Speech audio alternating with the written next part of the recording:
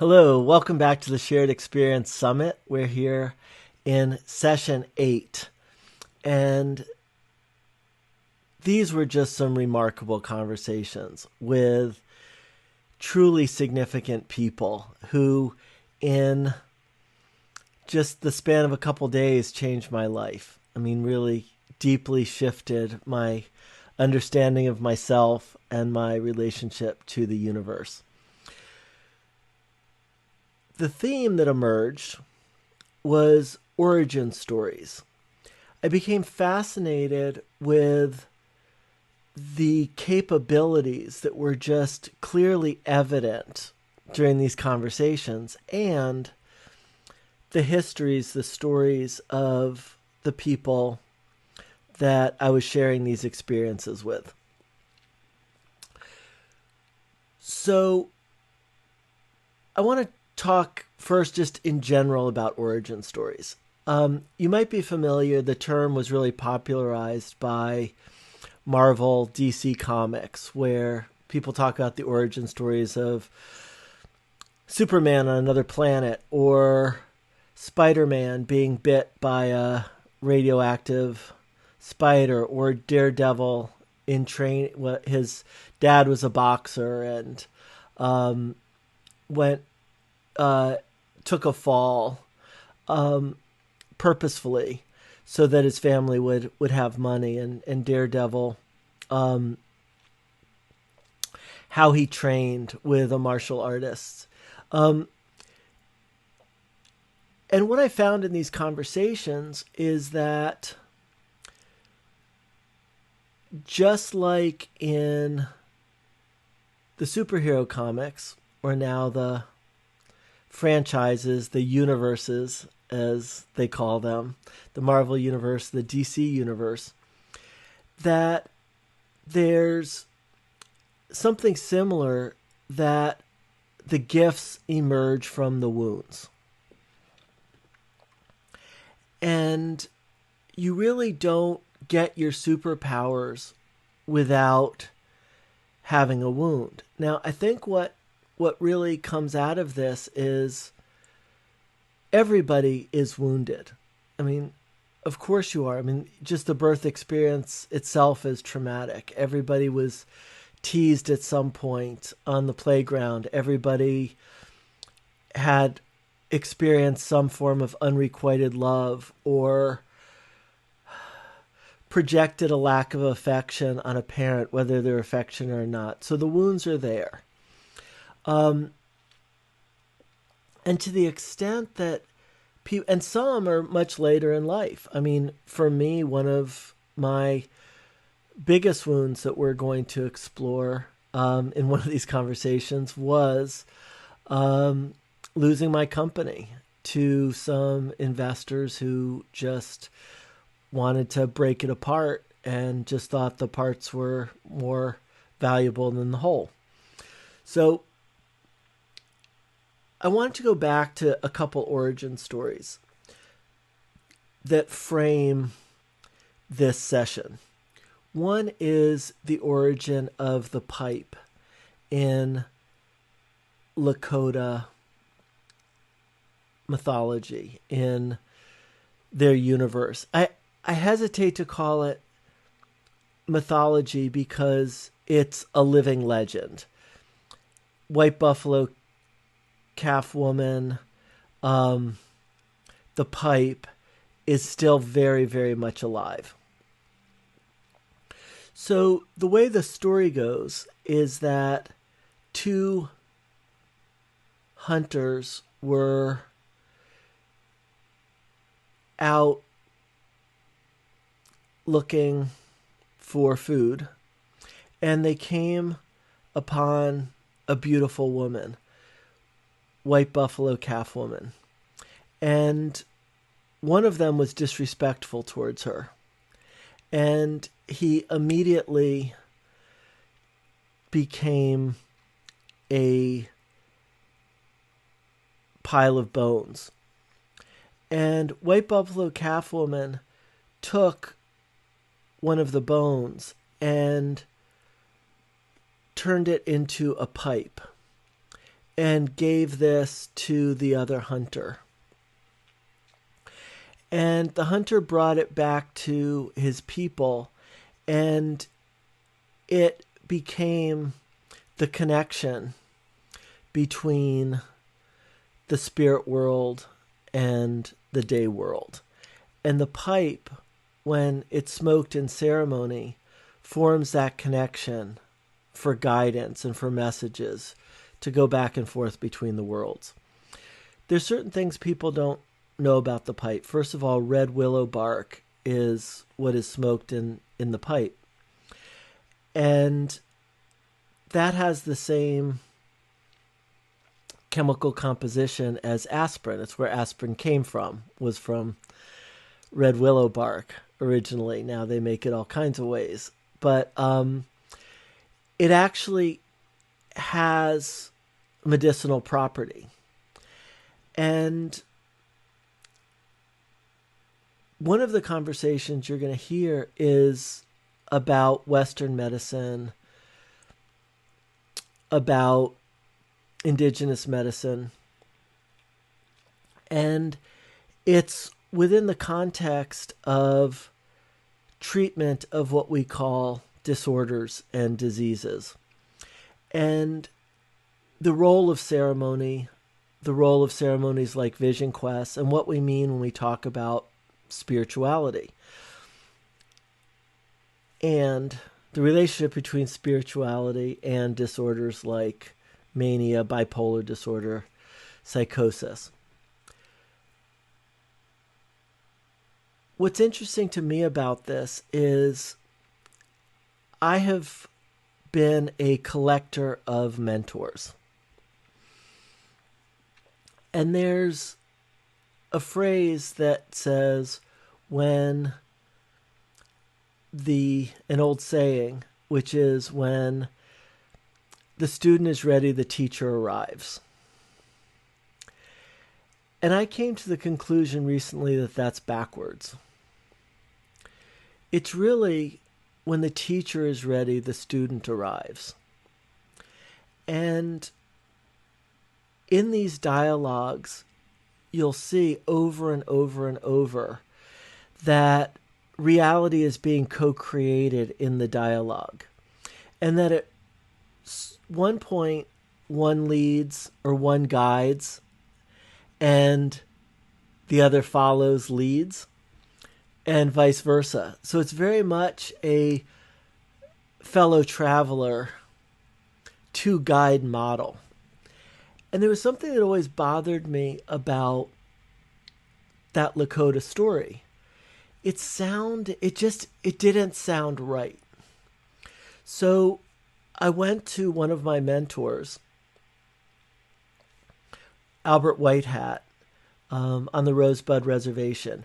He taught a course to the at Sinte Gleska University in Rosebud on traditional Lakota medicine.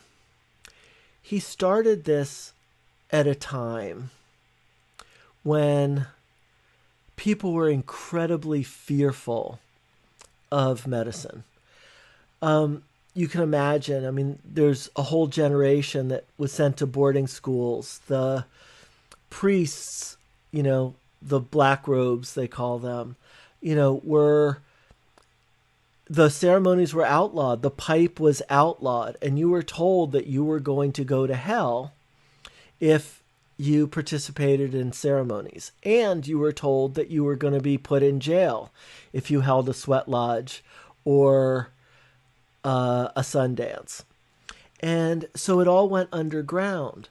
And Albert Whitehat had these medicine men come in and just tell their stories. And he discovered in so many ways how the dominant hegemonic judgment culture had been infused people's understanding of the ceremonies and the teachings and the myths. And I only really understood that based on my work with another mentor, Howard Teich, who also showed me how to translate the separation of the genders, the masculine and feminine, from the solar and the lunar. They're both real, but women can be as solar, rational, hierarchical, directed as men, and men can be as empathetic, intuitive, related as women. So the solar feminine was really missing from our culture, and the lunar masculine was missing from our culture. What our culture put on the Lakota people and indigenous peoples everywhere was the equation of solar to good and lunar to bad. So in most indigenous mythology, there are twin heroes. And in the Lakota, there were twin heroes. There were these two hunters who were going out for food. Well, they said one was being disrespectful, one was being bad. Well, the transformation, the one was the lunar and one was the solar. In Gilgamesh, you have Gilgamesh and Endoki, the wild man. You have the green man as the lunar in the Arthurian legends. And there's a new movie, The Green Knight, and it's a solar retelling of these myths, this Arthurian legend that over-identifies with the solar. So Howard showed me how to bring out my lunar masculine at times, and at other times bring out my solar masculine, so that I had style versatility. So the other thing that, and then this actually goes into another conversation which you're going to hear about assessments. And to some degree, assessments always seem like curses. You are this, you are this. And you're going to hear about how these amazing coaches, amazing guides, how they use assessments in another way. And you're going to see an assessment, which is a psychic card reading. And there's an old joke that Myers-Briggs is just astrology for executives. And this really shows that there's a degree to which this is true. And what we learned from Four Arrows is that it's about the image. It doesn't matter what the image is, but there's a psychological, psychic necessity of attaching to an image in order to undergo a transformation. So this brings us back to Albert Whitehat. And he also said that this idea of the medicine wheel and there being the red road, which is the road of virtue, and the black road being vice. He said that's also something that came from essentially the church put on the Lakota people. There was no black road. There was no, everything was the red road. Life was the red road. And life, going back to the origin story, all of us are part of the blood of the original being, of the whole. And we are still part of that. And we're all still coming back together. We're all still serving each other. and serving ourselves, and the universe is serving us. So it's become very important in these origin stories to really own your narrative. And that's part of another one of these conversations that you'll really see coming through. So I just have to say, there have been so many enlightening conversations I've had so far, but this session for me has been the most transformational. And this also brings me to a complementary origin story, which is the Garden of Eden. And in one of these conversations, I really started, it evoked that image of indigeneity as our Garden of Eden and our origins in this Garden of Eden. Our origins when we were in utero, in being incubated and part of our mother. And we were put forth, we were expelled from Eden into the world. And that actually, what they say is, that's not real. We're not born into the world, we're born out of the world. So before we were in utero, we're still part of all of the signals, and we're a collection of all of the signals, all of the DNA, which is nothing but signals, nothing but information, and how these signals propagate, what we choose to amplify, what we choose to filter out and remove from the discourse is ultimately how culture changes and how civilization evolves. So in that Garden of Eden, what was really introduced, what expelled people, was judgment. So you had the tree of life and the tree of knowledge. And the choice of the tree of knowledge wasn't so much awakening.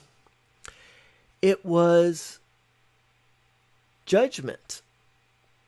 It became saying something was evil and something was good, as opposed to this was a really hard lesson. This is something I didn't like. This is something I would say no to, that I don't have a choice. And so how do I find my yes to that? Whatever that is. So one of the words that has replaced judgment, whenever the term judgment comes up in my mind, I replace it with discernment. Because when you read all these stories, when you study all these stories, you can start to discern for yourself the truth. So what is the truth in this story? What were the writers of the Torah really saying? Was the information really about what's on the surface as good and evil, as opposed to the trickster, the serpent, which is about transformation? And when you transform, you're blind. So was that really a warning? And was it a stopping point in which we lost our rites of passage, as we see in snake medicine? And we became rigid, and we left that Garden of Eden into this dystopian reality where we're judging ourselves and our nakedness, and we're judging others, and we need the fig leaf, and we need this, and we need that, and we become inauthentic. And Eden, as you'll see in these conversations, you can feel it. There are these moments when there are heart connections. And that's really my wish for Scobie. And it's changed the way we're going to be rolling this out. It's changed. We're going to be extending the summit and the availability of the summit longer.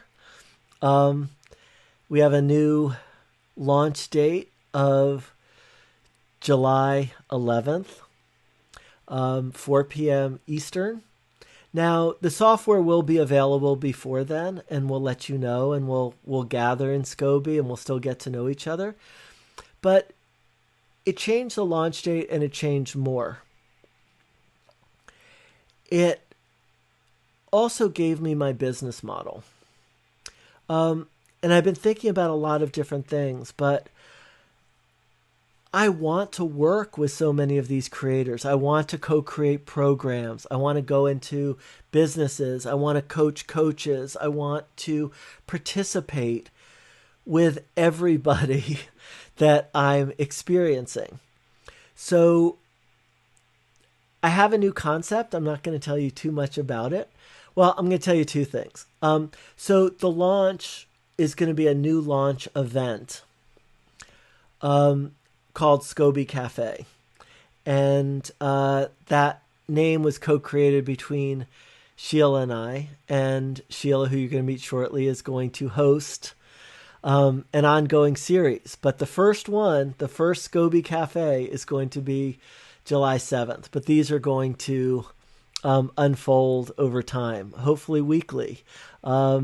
Every Sunday afternoon at 4 p.m., 4 to 7, we're going to Eastern, we're going to have a Scobie Cafe. But the first one is July 11th.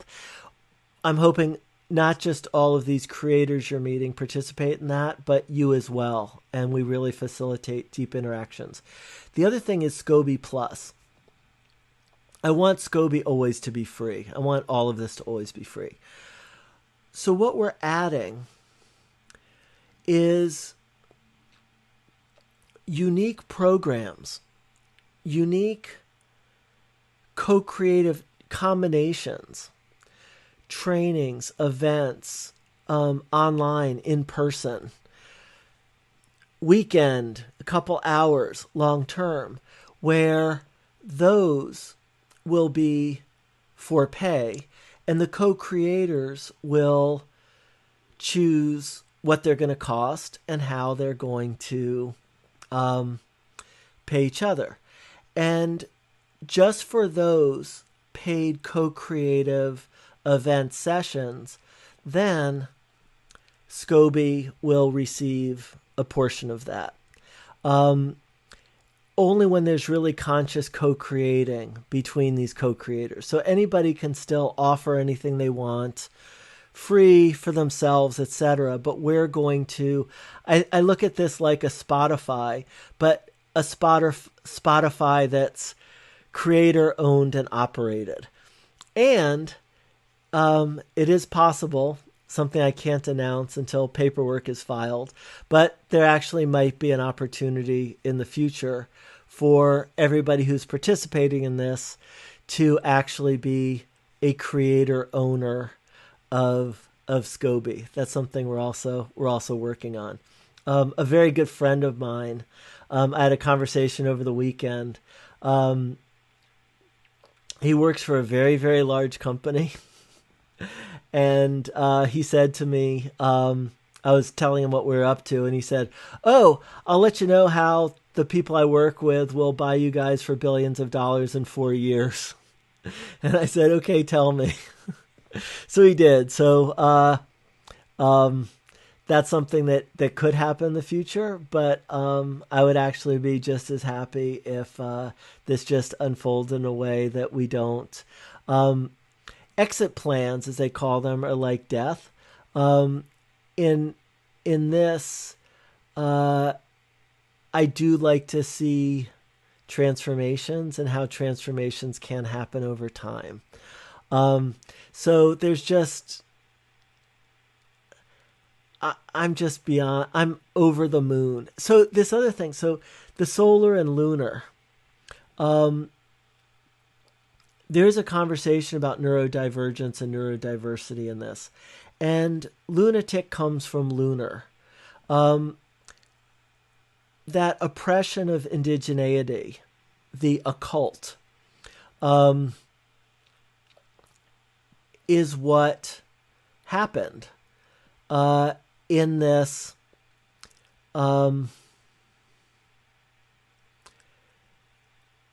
shift from the solar to the lunar. And so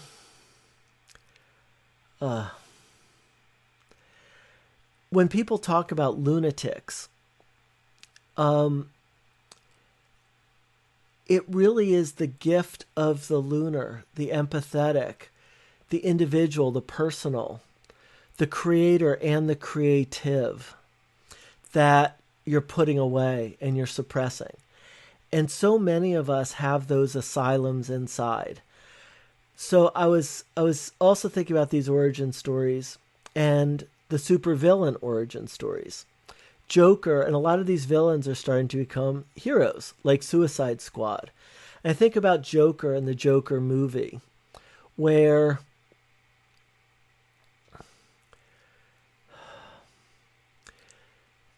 he's come out of Arkham Asylum, and so many in the DC universe of these supervillains, Two-Face, Janice, all of them are in Arkham Asylum. And what they're really trying to do is change their surroundings to match what's here, because their wounds are so deep. They want the world to be like the chaos, the upset that's here. Well, in therapy, I guess that's something that really came from some of these conversations. Therapy does not need to be a once a week or a twice a week experience.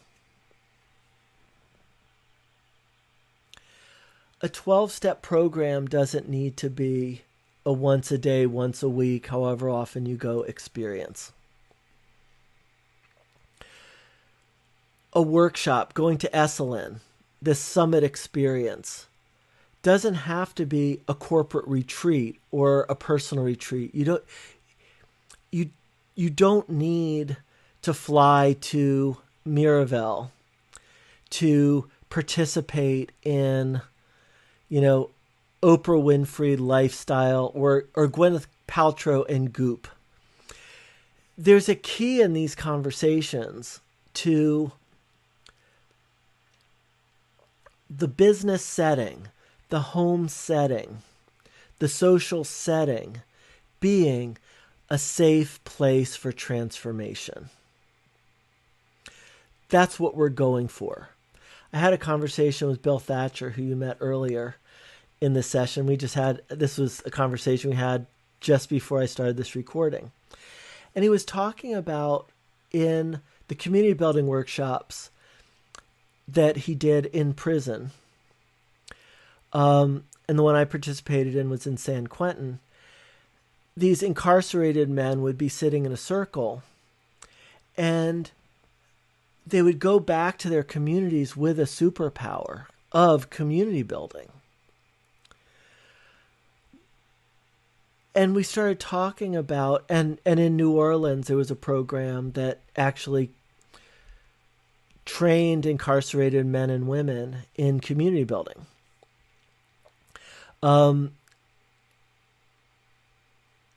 You see with different eyes. You see the dramas unfolding around you, and you understand how you can navigate the drama, the chaos, the confusion, and what emptiness feels like and what a genuine connection feels like. That's something that's very challenging for a lot of people who have created deep connections, empathetic connections, and then you're wondering, why isn't this everywhere? I've heard it said the spiritual warrior thrives in pairs, thrives in community, because otherwise you're separated. Now, that's another word that I've shifted. In speaking with Four Arrows, I asked what the real word would be for what we consider a peaceful warrior or a spiritual warrior. And he said a protector. And I really love that. He gave me the Lakota word that I don't remember. But I consider us protectors and providers. We provide for others. We provide these gifts, these offerings, these trainings. And we're protectors. We protect our homes, our communities, ourselves, our hearts from those that simply aren't ready, and through their lack of consciousness, their lack of awareness, cause harm and hurt us. And that the real gift that you gain in community building is the gift of withdrawing projections, of people coming at you, attacking you, and you simply knowing that that's not you.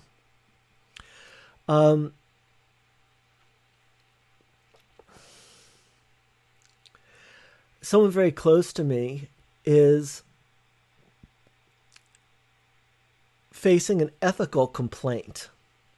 This is literally the most ethical person I know. And this foe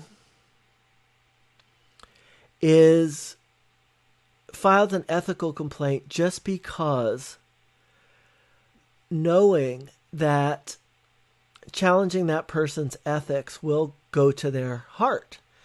And they will question themselves, did I do this thing wrong? And that's really something very similar that's happens to me over and over and over. When you withdraw those projections and you say, that person is projecting their own unethical behavior. It's kind of interesting. This person actually who filed this complaint had to withdraw from a state legislative election. They were running for delegate.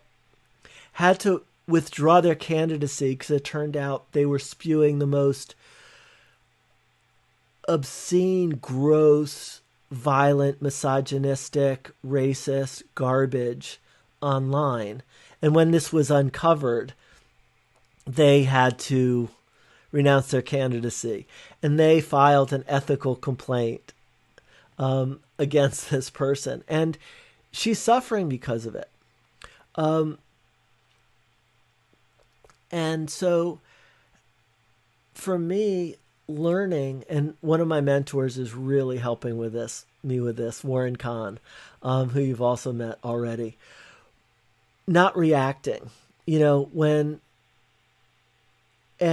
so Bill Thatcher was talking about M. Scott Peck, Scotty Peck, he calls him, and his genius of sitting there poised when someone is going at him in community and just spewing all this stuff, telling him what he is, and just remaining calm.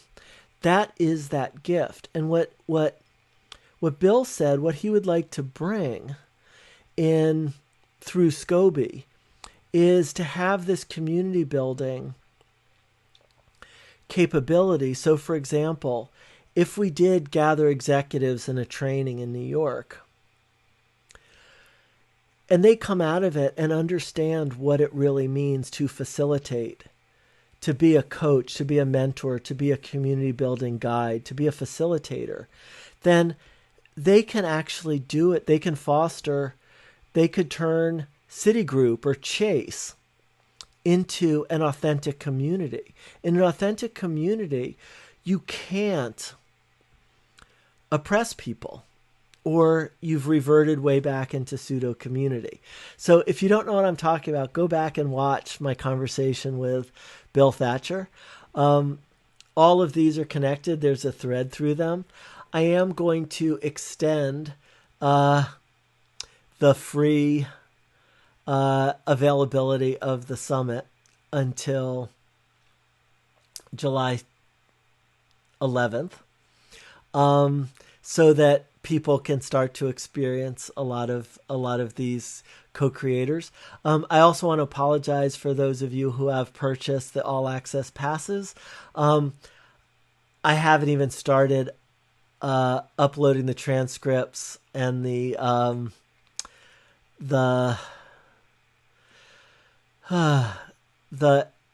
educational guides and the MP3 files and all these other materials that I promised. Because I've really been in the flow. This is much bigger than I ever imagined. So I'm extending the free. There's no rush, and you will have till July 11th, which will give you plenty of time to watch all these sessions. And we still have some amazing ones coming up. And then after that date, it will cost money, but there'll be you will get a lot more with when you pay whatever it costs. I don't remember, $147 or so. So I think that's all I have to share, except for introducing these amazing creators. So Sheila Smiley, we had booked an hour, and this is a 3-hour session. And I don't know if you're going to want to watch it. I mean, for me, it was so extraordinary, but it was my experience. So I recommend you watch this just so you understand the power of Sheila. I mean, everything she said, and some of it I didn't even respond to. I'm letting it sit with me just how completely on point every single word she spoke. It was, I would say, for all my mentors, therapists, coaches out there, and some are in this, I just have to say, don't be offended, but this 3 hours was about as powerful as any single session I've ever participated in. So that's Sheila Smiley. She is a comedian, an actress, corporate trainer, and psychic. And wow, just one heck of a badass, powerful spirit. Angela Owens. Our conversation was so moving because of her vulnerability and her the way she talked about being first generation to go to college and being a nurse, and her journey to become an executive coach, and how she uses these assessments and how she sees people and understands them.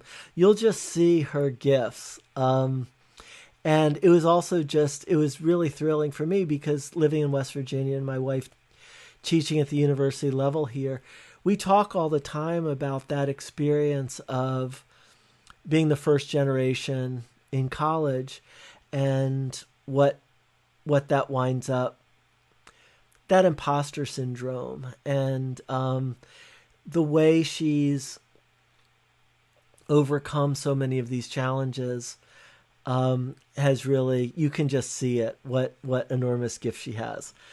Then Dina Redinger really opened my eyes to a difference I wasn't aware of the different experience a woman has in the workplace from a man. and how she started actually in nuclear medicine and moved to being a pharmaceutical healthcare company executive, taking on a significant, substantial leadership role, operational role. And then, after a merger, found herself with the opportunity for a career change. And and understanding the distinct needs of women, and creating a whole methodology, a diagnostics that is supportive and co-creative. It's, again, a really thrilling interview that you're just going to love. And then finally, Denver Dan. I'm actually just not going to tell you much about Denver Dan, just because I don't want any spoilers in here. I just really, really, really recommend you watch that to the very end, because you will experience the same shift that I experienced speaking with him. So just, if you haven't invested the time to watch many of these videos, or even if you have, really watch every moment of this session, and then go back and start to see some of the others, and how this all starts to fit together. Each of us being a facet of the universal gem, and really seeing the necessity of all of these coaches, mentors, creators, guides, partnering in co-creation.